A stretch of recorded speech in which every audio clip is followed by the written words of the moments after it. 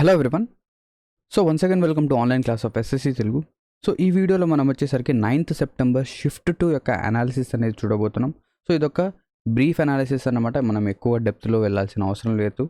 ఎందుకు లేదు అని చెప్పేసి అంటున్నానంటే, ఏదైతే ఎగ్జామ్ యొక్క లెవెల్ అనేది ఉందో అది ఏంటంటే షిఫ్ట్ 1 ఏ విధంగా అయితే జరిగిందో అదే విధంగా షిఫ్ట్ 2 కూడా అదే విధంగా ఏంటంటే రావడం జరిగింది అని చెప్పేసి స్టూడెంట్స్ ఏంటంటే చెప్పడం జరుగుతున్నారు.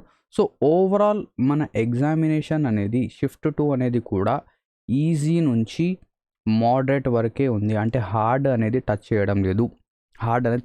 కానీ ఇక్కడ కొన్నిటి డిఫరెన్సెస్ ఉన్నాయి. ఏంటి ఆ డిఫరెన్సెస్ అంటే, రీజనింగ్ కనుక చూస్తే రీజనింగ్లో 2 క్వశ్చన్స్ అనేవి మాకు డిఫికల్ట్గా అనిపించాయి సార్. మిగతావన్నీ కూడా ఈజీగానే అనిపించాయి అని చెప్పేసి అంటున్నారు. సో నార్మల్గా ప్రతి ఒక్క షిఫ్ట్లో ఏంటంటే 1 or 2 క్వశ్చన్స్ అనేవి కొంచెం డిఫికల్టీ అనేది ఉంటుంది, లేదా క్యాల్కులేటివ్గా అనిపిస్తుంది. అది నార్మలే. నెక్స్ట్ దీని తర్వాత ఇంకొక విషయం ఏంటి అంటే, ఏదైతే మ్యాథ్స్ సెక్షన్ ఉందో ఈ స్టూడెంట్స్ ఏమంటున్నారంటే, సార్ షిఫ్ట్ 1 కంటే ఈజీగా వచ్చిందేమో అని చెప్పేసి అంటున్నారు. అంటే మా పేపర్ అంటే షిఫ్ట్ 2 ఏదైతే ఉందో అది షిఫ్ట్ 1 కంటే ఈజీగా వచ్చింది ఏమో అని చెప్పేసి మాకు అనిపిస్తుంది సార్. ఎందుకంటే షిఫ్ట్ 1 యొక్క క్వశ్చన్స్ అనేవి మేము చూసాము.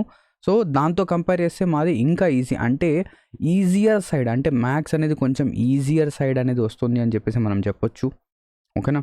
నెక్స్ట్ ఇక్కడ జిఎస్కి వచ్చేసరికి ఇక్కడ షిఫ్ట్ 2లో ఏం జరిగిందంటే, షిఫ్ట్ 1 వచ్చేసరికి మనం మోడరేట్ అన్నాం కదా, కానీ షిఫ్ట్ 2 వాళ్ళందరూ మ్యాక్సిమం అందరూ కూడా సార్ షిఫ్ట్ 2లో జిఎస్ అనేది కొంచెం హార్డ్గా వచ్చింది అని చెప్పేసి అంటున్నారు. నెక్స్ట్ యాజ్ యూజువల్ ఇంగ్లీష్ వచ్చేసరికి మనకు ఎలా వస్తుంది, మోడరేట్గానే ఉంది సార్. ఇంగ్లీష్ వచ్చేసరికి మోడరేట్గానే వచ్చింది అని చెప్పేసి అంటున్నారు. కానీ షిఫ్ట్ 1లో మనకేంటంటే పీక్యూఆర్ఎస్ అంటే పారాజంబల్డ్ క్వశ్చన్స్ అనేవి కనిపించలేదు. బట్ షిఫ్ట్ 2కి వచ్చేసరికి మనకేంటంటే 3 క్వశ్చన్స్ అనేవి కనిపించాలి, లేదా 2 క్వశ్చన్స్ కనిపించని చెప్పేసి స్టూడెంట్స్ అంటున్నారు. సో ఈ పీక్యూఆర్ఎస్ అనేది కూడా మంచి క్వశ్చన్స్ అండి. దీనివల్ల కూడా మనకేంటంటే డిఫికల్టీ లెవెల్ అనేది కొంచెం ఇంక్రీజ్ అవుతుంది. సో బేసికలీ ఓవరాల్ ఈ సెకండ్ షిఫ్ట్ యొక్క ఓవరాల్ రివ్యూ కనుక మనం చూస్తే ఈజీ నుంచి మోడరేట్ వరకు ఏంటంటే మన ఎగ్జామ్ యొక్క లెవెల్ అనేది వెళ్తుంది.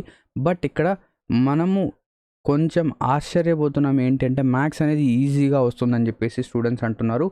ఎప్పుడైతే ఈ మ్యాథ్స్ అనేది కొంచెం మోడరేట్ అయ్యిందో, లేదా కొంచెం హార్డ్ అయిపోతుందో, ఆ షిఫ్ట్స్ అన్నీ ఏమైపోతాయి, హార్డ్ షిఫ్ట్స్ అనేవి అయిపోతాయి. ఆబ్వియస్లీ అది జరుగుతుంది. ఎప్పుడు జరుగుతుంది, ఏ షిఫ్ట్లో జరుగుతుంది అని చెప్పేసి మనం చెప్పలేము. ఇప్పటికైతే ప్రస్తుతానికైతే మ్యాథ్స్ అనేది ఈజీగానే వస్తుంది అని చెప్పేసి స్టూడెంట్స్ అయితే చెప్తున్నారు. సో మీరైతే ఆ మిస్కన్సెప్షన్ పెట్టుకోవద్దు, మ్యాథ్స్ ఖచ్చితంగా ఈజీగానే వస్తుంది, నేను 25కి 25 క్వశ్చన్స్ చేయాల్సిందే అని చెప్పేసి అలా అనుకోవద్దు. మీ షిఫ్ట్ ఏమైనా మోడరేట్ రావచ్చు, లేదా హార్డ్ రావచ్చు.